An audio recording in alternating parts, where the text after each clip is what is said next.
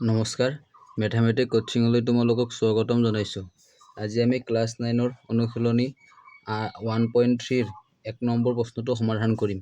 তলত দিয়া সংখ্যাবিলাকক দশমিক বিস্তৃতিত প্ৰকাশ কৰা আৰু প্ৰতিটোৰে দশমিক বিস্তৃতি কি ধৰণৰ উল্লেখ কৰা। ইয়াতে কিছুমান আমাক ভগ্নাংশ দিয়া আছে, এইবিলাকৰ দশমিক বিস্তৃতি ওলাব লাগে আৰু দশমিক বিস্তৃতি কি ধৰণৰ, পৰিসমাপ্ত হ'ব নে অপৰিসমাপ্ত হ'ব নে পৌনঃপুনিক অপৰিসমাপ্ত হ'ব, তেনেকে আমাক ওলাব দিছে। আমি 1 নম্বৰটো কৰিম 36/100। 1 নম্বৰটো আছে 36/100। এইটো আমি হৰণ কৰিম 100ৰে 36ক আমি হৰণ কৰিম। যিহেতু 100ৰে 36ক হৰণ নাযায়, আমি দশমিক দিম। দশমিক দিলে ইয়াতে 0 হ'ব। এবাৰ 103 গুণ 300 হ'ব। যদি আমি মাইনাস কৰোঁ, 0 পৰা 0 মাইনাস কৰিলে 0, 6 পৰা 0 গ'লে 6, 3 পৰা 3 গ'লে 0 হ'ব। এতিয়া 100ৰে 60ক হৰণ নাযায়, দশমিক আছে, অটোমেটিক 0 হ'ব। এতিয়া 106 গুণ 600, 600 পৰা 600 গ'লে 0, দশমিকৰ আগত একো নাই মানে আমি 0 দিব পাৰিম। ইয়াৰ এনসাৰ হ'ব 0.36। এতেকে ই হ'ব পৰিসমাপ্ত। এতেকে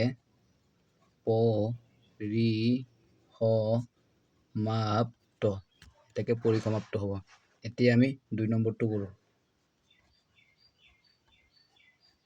2 নম্বৰটো আছে 1/11। এতিয়া আমি 11ৰে 1ক হৰণ কৰিম।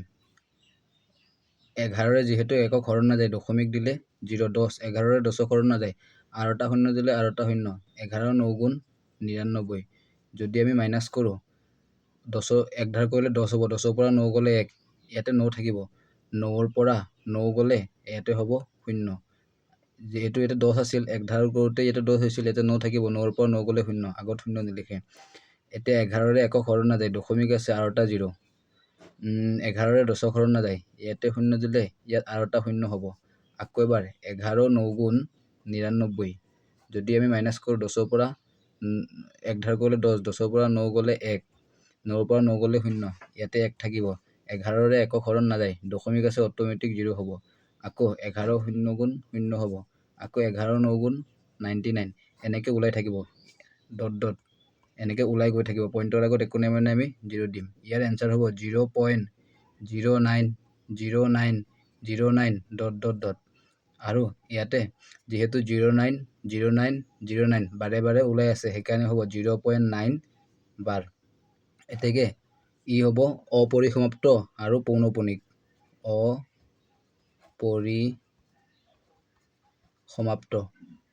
অপৰিসমাপ্ত লগত হ'ব পৌনঃপুনিক।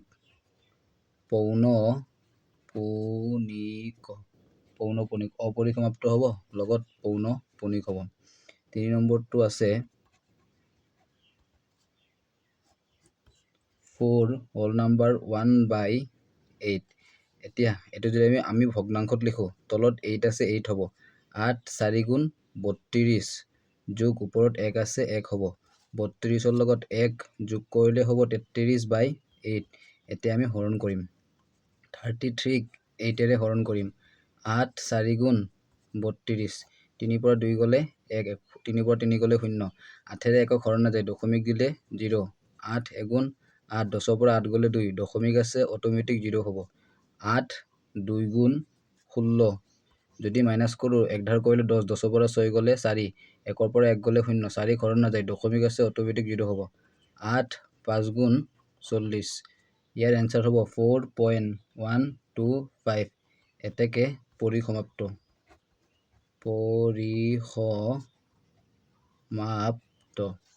তাৰপিছত 4 নম্বৰটো আছে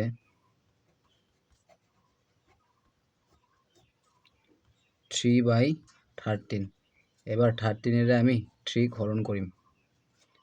13ৰে যদি আমি 3ক হৰণ কৰোঁ, 13ৰে 3ক হৰণ নাযাব, দশমিক দিলে 0 হ'ব। 30। এইবাৰ 13 2 গুণ 26, 10ৰ পৰা 6 গ'লে 4, 2ৰ পৰা 2 গ'লে 0, 4ক হৰণ নাযায়, 13ৰে দশমিক আছে, অটোমেটিক 0। তাৰপিছত আমি যদি কৰোঁ, 13 3 গুণ 39 হ'ব। 10ৰ পৰা 9 গ'লে 1, 3 পৰা 3 গ'লে 0, 1ক হৰণ নাযায়, দশমিক আছে 0। 13ৰে 10ক হৰণ নাযায়, আকৌ ওপৰত দিলে ইয়াত এটা 0 হ'ব। এতিয়া 13 কিমান গুণ 100 যদি আমি কৰোঁ 13 7 গুণ 7 3 গুণ 21 1 7 2 7 1 8 9 91 এতিয়া যদি আমি মাইনাছ কৰোঁ 10 10ৰ পৰা 1 গ'লে 9 9ৰ পৰা 9 গ'লে 0 9 হ'ব 13ৰে 9 খৰণ নাযায় দশমিক আছে অট'মেটিক 0 হ'ব এতিয়া 13 কিমান গুণ 90 13 6 গুণ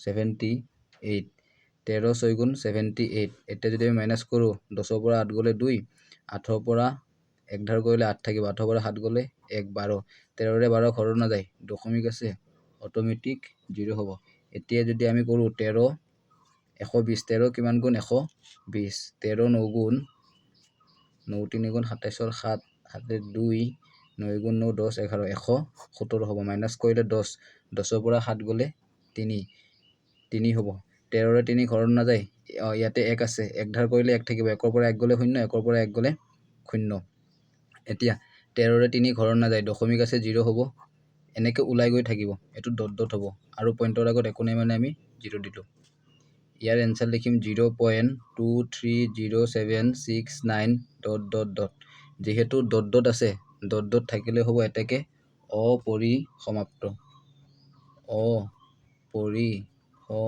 অপৰিসমাপ্ত এইটো হ'ব অপৰিসমাপ্ত 5 নম্বৰটো আছে 2/11 এতিয়া আমি হৰণ কৰিম 11ৰে 2 হৰণ কৰিম 11ৰে 2 হৰণ নাযায় দশমিক দিলে 0 11 1 গুণ 11 যদি আমি মাইনাছ কৰোঁ 1 ধাৰ কৰিলে 10 10ৰ পৰা 1 গ'লে 9 হ'ব 1ৰ পৰা 1 গ'লে 0 11ৰে 9 হৰণ নাযায় দশমিক আছে 0 হ'ব 11 8 গুণ 88 আকৌ মাইনাছ কৰিলে 1 ধাৰ কৰিলে 10 10ৰ পৰা 8 গ'লে 2 8ৰ পৰা 8 গ'লে 0 11ৰে 2 হৰণ নাযায় দশমিক দিলে 0 হ'ব 11 1 গুণ আকৌ 11 হ'ব যদি আমি মাইনাছ কৰোঁ ইয়াতে 0 1 ধাৰ কৰিলে 10 10ৰ পৰা 1 গ'লে 9 1ৰ পৰা 1 গ'লে 0 11ৰে 9 হৰণ নাযায় দশমিক আছে অট'মেটিক 0 আকৌ 11 8 গুণ 88 এনেকৈ ওলাই গৈ থাকিব ইয়াতে ডট ডট হ'ব পইণ্টৰ আগত একো নাই মানে 0 দিবা ইয়াৰ এনসাৰ হ'ব 0.1818 ডট ডট ডট ডট যেহেতু ইয়াতে 0.1818 ৰিপিট হৈ আছে 18 ওপৰত আমি বাৰ দিব পাৰিম এতেকে ই অপৰিসমাপ্ত হ'ব অপৰিসমাপ্ত লগত হ'ব পৌনঃপুনিক যেহেতু বাৰে বাৰে ওলাই আছে সেইবাবে হ'ব পৌনঃপুনিক অপৰিসমাপ্ত পৌনঃপুনিক হ'ব 6 নম্বৰটো আছে 6 নম্বৰটো হ'ল 329/400 এতিয়া 400ৰে আমি এইটো হৰণ কৰিম 329ক 400ৰে হৰণ কৰিম যেহেতু 400ৰে এইটো হৰণ নাযায় দশমিক দিলে 0 হ'ব 3290 400ৰ লগত কি পূৰণ কৰিলে 3290 পাম যদি আমি 8 পূৰণ কৰোঁ 8 4 গুণ 32 হ'ব অৰ্থাৎ 400ৰ লগত যদি 8 পূৰণ কৰোঁ 8 4 গুণ 32 হ'ব আৰু 0 0 হ'ব 0 0 পৰা 0 গ'লে 0 9ৰ পৰা 0 গ'লে 9 ইয়াতে 0 হ'ব ইয়াত 2ৰ পৰা 2 গ'লে 0 3 পৰা 3 গ'লে 0 400ৰে 90 হৰণ নাযায় দশমিক আছে অট'মেটিক 0 এতিয়া 400ৰ লগত কি পূৰণ কৰিলে আমি 900 পাম 400 যদি 2 কৰোঁ 400 2 গুণ হ'ব 800 মাইনাছ কৰিলে 0 0 পৰা 0 গ'লে 0 0 পৰা 0 গ'লে 0 9ৰ পৰা 8 গ'লে 1 400ৰে যিহেতু একক হৰণ নাযায় দশমিক আছে অট'মেটিক 0 এতিয়া আমি যদি কৰোঁ আকৌ 400ৰ লগত 2 যদি পূৰণ কৰোঁ 400 2 গুণ 800 হ'ব আকৌ মাইনাছ কৰিলে 0 0 10ৰ পৰা 8 গ'লে 2 400ৰে 200 হৰণ নাযায় দশমিক আছে 0 হ'ব এতিয়া হ'ল 2000 4 কিমান গুণ 20 তেনেকৈ মিলালে আমি পাম 4 5 গুণ 20 আৰু দুটা 0 আছে দুটা 0 2000ৰ পৰা 2000 গ'লে 0 হ'ব অৰ্থাৎ ইয়াৰ এনসাৰ হ'ব পইণ্টৰ আগত একো নাই মানে 0 0.8225 0.8225 এটাকে পৰিসমাপ্ত হ'ব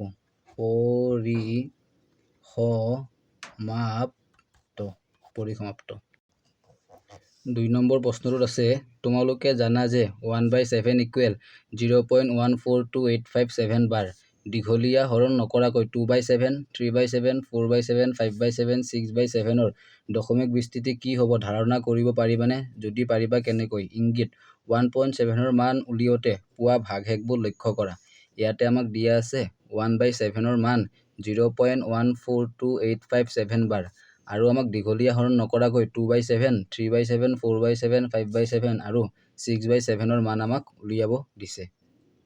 আমাক 1/7 মান দিয়া আছে 0.142857 বাৰ। আমাক ওলাব দিছে 2/7 মান ওলাব দিছে, তাৰপিছত 3/7 মান ওলাব দিছে, তাৰপিছত 4/7 মান ওলাব দিছে, তাৰপিছত 5/7 মান ওলাব দিছে আৰু 6/7 মান আমাক উলিয়াব দিছে।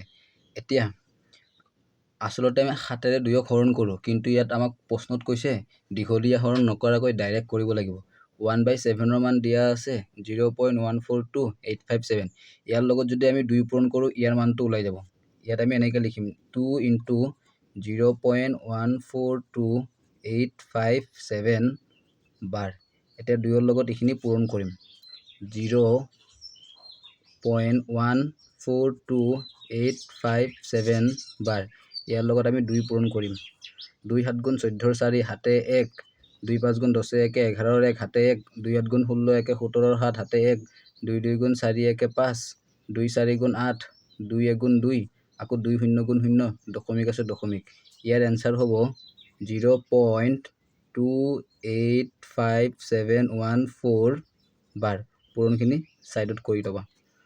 সেইদৰে আমাক 3/7 মান ওলাব দিছে। ইয়াত যেনেকৈ কৰিছোঁ ইয়াতো একে কৰিম। 3 × 1/7 মান যি দি আছে সেইটো পূৰণ কৰিম 0.142857 বাৰ। তোমালোকে এইটো নিজে পূৰণ কৰিবা, মই অকল এনচাৰটো লিখি দিওঁ।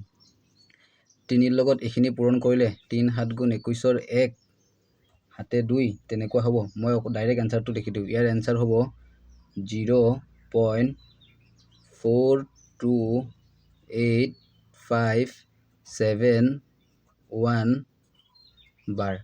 সেইদৰে ইয়াতে 4 × 1/7 মান যি দি আছে চেম লিখিম 0.142857 বাৰ। 4ৰ লগত যদি আমি এইখিনি পূৰণ কৰিলে আমি পাম 0.571428 বাৰ। এইবাৰ আমি 5ৰে কৰিম। ওপৰত 5 আছে, 5 পূৰণ 1/7 মান চেম লিখিম 0.142857 বাৰ। তোমালোকে 5ৰ লগত এইখিনি পূৰণ কৰিবা। 5ৰ লগত এইখিনি পূৰণ কৰিলে হ'ব 0.71428 বাৰ। এবাৰ 6ৰে পূৰণ কৰিম। 6 পূৰণ 1/7 মান যি দিয়া আছে চেম লিখিবা 0.142857 বাৰ। 6ৰে যদি এইখিনিক আমি পূৰণ কৰোঁ ইয়াৰ এনচাৰ হ'ব 0.857142 বাৰ।